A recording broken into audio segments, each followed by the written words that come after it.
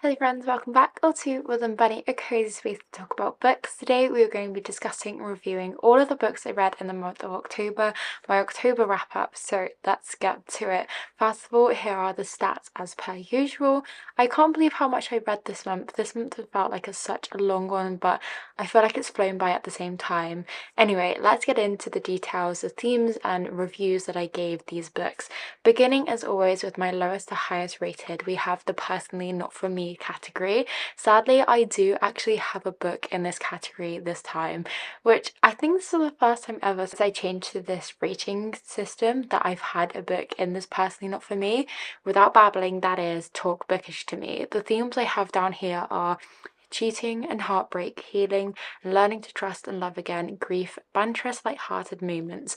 The reason this one was the personally not for me is because I just didn't gel with the characters that well, and then the cheating aspect just was the cherry on top for it to not be my kind of book. I feel as though a lot of people could enjoy this book, and it felt like a lot more other rom-commy books that I had. It had that air about it and that light-heartedness and the banter back and forth between the characters, but there was just something that just didn't gel quite right with me. Like I say, I think the cheating aspect just, I don't know, I just didn't really enjoy it. There was the ending that left a bit of a bitter taste in my mouth, and sadly just not one for me.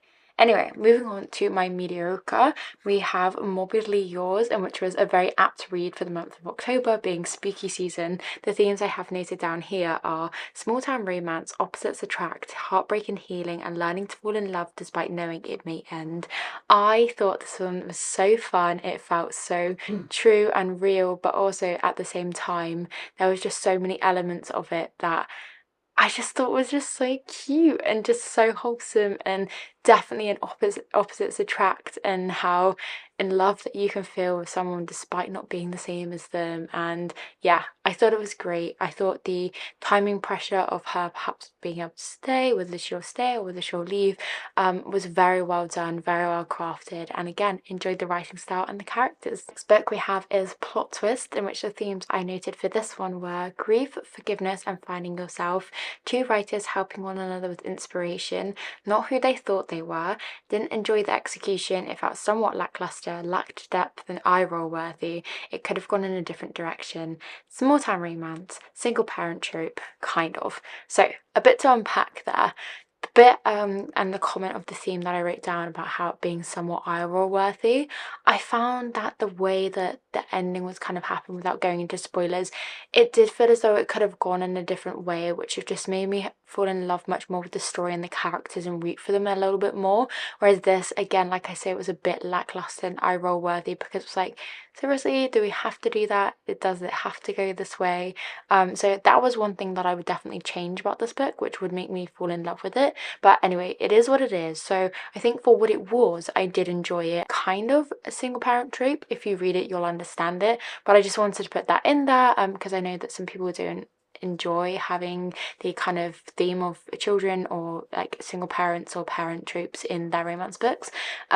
Yeah, I thought it was great. I thought it was fun. I thought it was light-hearted, also a bit of realness in there, rawness, in which is what I enjoy in my romance. But I think it was just that little bit in the middle slash the end that kind of messed it all up for me and made me not love it. Then we have Crossroads, in which had themes of cowboy romance and childhood friends to lovers. Those are the only themes that I noted down here because I feel as though they speak for themselves. This was just one of those that I just fell in love with cowboy romances. I was just binging all of them on Kindle Unlimited, and I enjoyed this one. I thought it was fun. So if you're in the mood for a cowboy romance, I highly recommend. Going on with the theme of cowboy romance, we have Chasing Wild. This one was a bit different, and I always pick up my Kindle Unlimited books somewhat blindly. I kind of do just judge a book by its cover and then just like a little blurb. So what I didn't realize about this cowboy romance, that it was in fact an age gap, and it was an ex-partner's dad romance, which was quite different from what I usually read, to say the least, but it was still fun. It had forced proximity in there, and yeah, I just enjoyed the atmosphere of it being a cowboy romance and it being just this light-hearted fun on the ranch, people being different kind of romance. And if you enjoy that, then I recommend this one. Now moving on into my good tier, we first of all have Archer's Voice. The themes I noted down for this one is small town romance, heartbreak and mending slash healing scenes, love in its truest raw form, and such a roller coaster ride. Oh, this book hit so hard for so many different reasons, and it felt, like I say, like the raw, truest romance book I have ever read, and it felt like it could be real and that I was watching a movie in my head while experiencing and reading this book. I highly recommend this one if you love the romance genre, because I find that in romance it obviously is more lighthearted, more fun, more banterous, whereas this one just it hit you in the heart and made you realize why you love romance. And I know that sounds so dramatic, but that's genuinely how I felt, because it just felt like it was just so magical and just so wonderful, and the writing style, the characters were all absolutely phenomenal, and I just highly recommend this book endlessly. Next up we have When in Rome, in which is a small town romance, and this book cover and Rome really threw me off, but don't let you think this is a summer read, because I was going to keep it for a summer read, but obviously ended up reading it in October.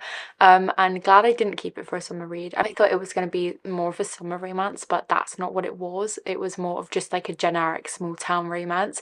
So I got a bit thrown off by that, but then they explain it in the book. And then this also had themes of forced proximity, a pop star and a pie shop owner, and cute romantic scenes. I don't tend to like rock star, pop star, those kind of romances, because I just don't like the whole fame aspect and just all of that going on. I don't know, that's just not what I enjoy in a romance read.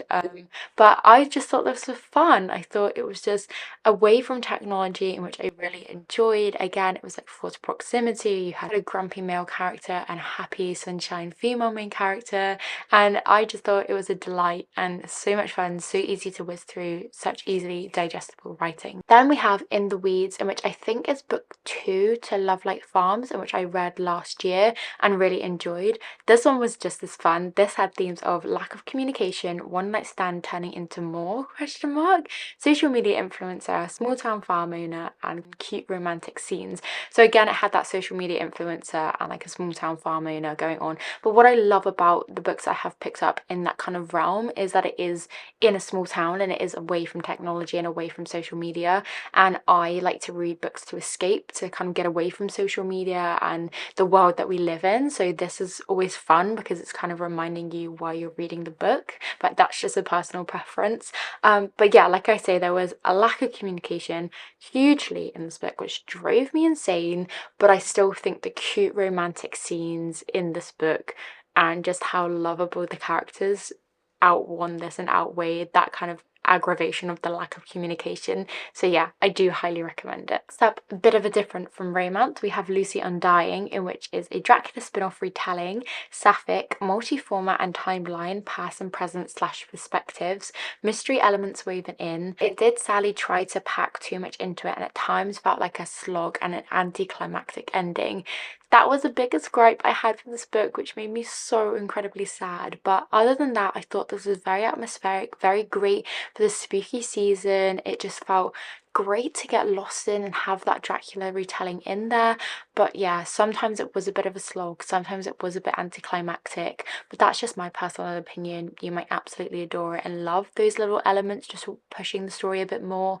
But sadly it wasn't great, which I highly anticipated that it was, but it was still a fun, enjoyable read. So we have a non-fiction, which is Women Don't Owe You Pretty. This had female empowerment, discussion on all gender, races and ethnicities, truth and facts, breaking down things into manageable, digestible info.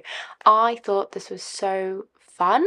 I hadn't really read a book like this before, and I'm just kind of getting into this non-fiction area of reading. I don't tend to delve too much into that kind of realm of nonfiction. I much prefer like a historical fact and figure book, whereas this just felt so inspirational, resonated so much, and I just loved the writing. I loved everything, like from the diagrams in here to the inspirational quotes, into the commentary on society and social standards, etc., etc., and thought it was fab. So if you've been intrigued by this book, then I definitely recommend it. And the final book in my good tier is If Ranch Love, in which again, another cowboy romance. It had enemies to lovers, small town, fitness and wellness influencer and helping one another heal.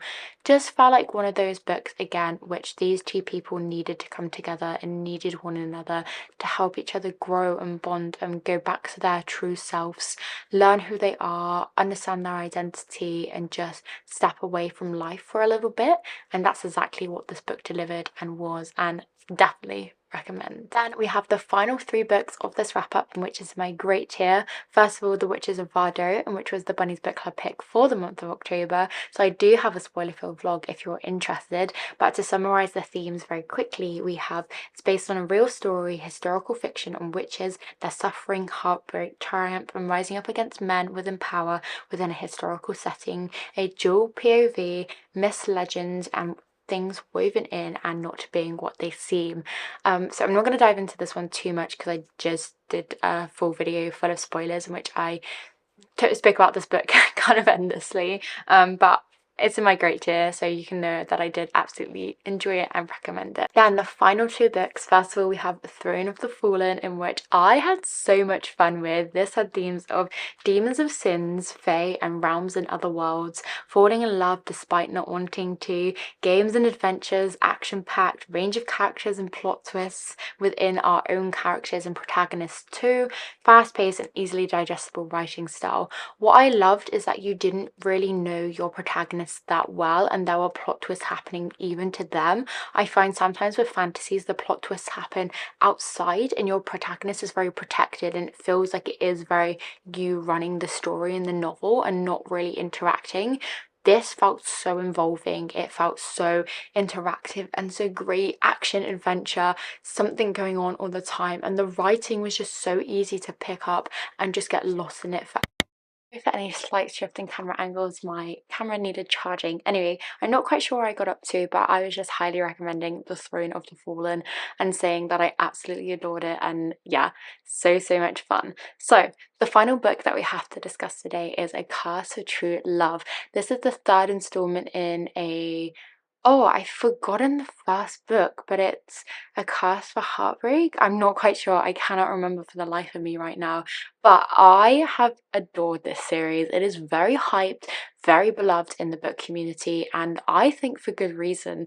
I thought this was so much fun. I have themes down here of book 3 in the series: gripping and action-packed, happily ever after, love, family, friendship, balls and fairy tales, fast-paced and easily to binge read, unique POV at the end, and plot twists.